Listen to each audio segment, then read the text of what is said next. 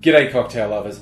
Do you ever look at cocktail recipes and just think, why have they made this so complicated? Why are they telling me to have such obscure ingredients? No one has those ingredients. Why would you do that? I feel very much the same way a lot of the time. But what I'm here today to do is to borrow from the famous John Ronson book, The Subtle Art of Not Giving a Fuck, and just say we should not care so much about the really specific elements in complicated cocktails when wanting to make a version at home. Understand what the components are and how they go together, and you can experiment, and you should absolutely, in my book, not be bound by the idea I have to make it with this very specific ingredient. Yes, when you don't use the same ingredients as the original recipe, you will be creating a different cocktail. Often only a subtly different cocktail, sometimes probably a radically different cocktail, but inspired by the original. And you know what? Sometime yours might even be better. This has all come about because I found a cocktail recipe, and as I've confessed to before, I get attracted by the names of cocktails quite often. This one is called Midnight, the Stars and You. That's the name of the song that closes out the Stanley Kubrick movie The Shining. The favourite drink of the character in the movie, Jack Torrance, is Jack Daniels. And this cocktail in its original form features Jack Daniels. It does call for an incredibly specific release of Jack Daniels. And then it's got some really finicky and obscure ingredients in there, but they belong to well-known families of ingredients. So I'm going to step you through the original recipe and the decisions I've made to adapt based on what I have on hand, all really just to encourage you to experiment. When someone puts forward a cocktail recipe, you just don't have the ingredients. Research the recipe, research the ingredients, see what they're like, and see what you have that's in that vein.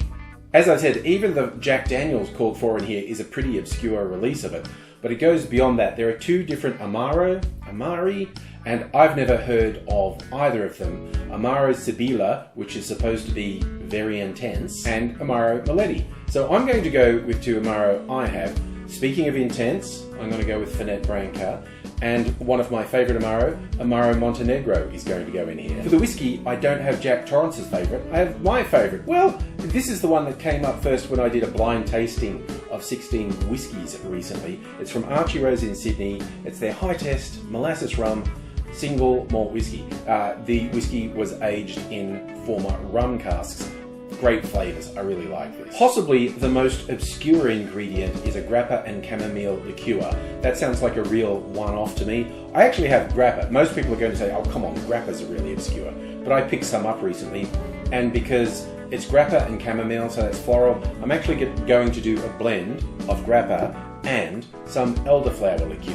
As I said, it's going to be a different thing, but I think, floral Grappa, I'm in the right ballpark. Without further ado, this is how we make the cocktail.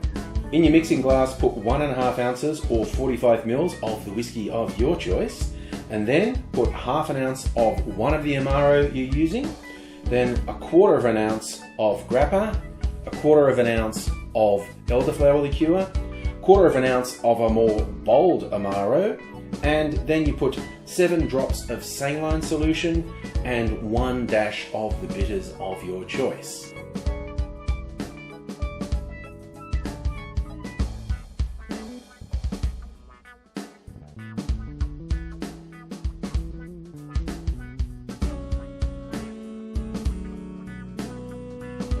Garnish it with a citrus twist, and we have this Sazerac variation, Midnight, the Stars and You. Well, I'm just going to say it, my choices have paid off. This is not as bitter as a Boulevardier, the way I've made it. Your choices could influence where it is on the bitterness scale for your tastes. I just really wanted to say, don't be scared of complicated recipes. If you've never heard of ingredients, don't think you have to go out and get them, because you'll never use them again. Just find out what their flavour profile is, what family of spirits or liqueurs they fit into, and then improvise. I will admit, I have some reasonably obscure ingredients in my collection.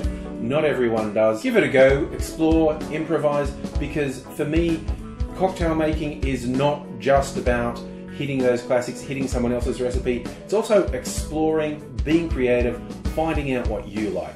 I hope you give it a go. I hope to see you again soon. Until then, cheers.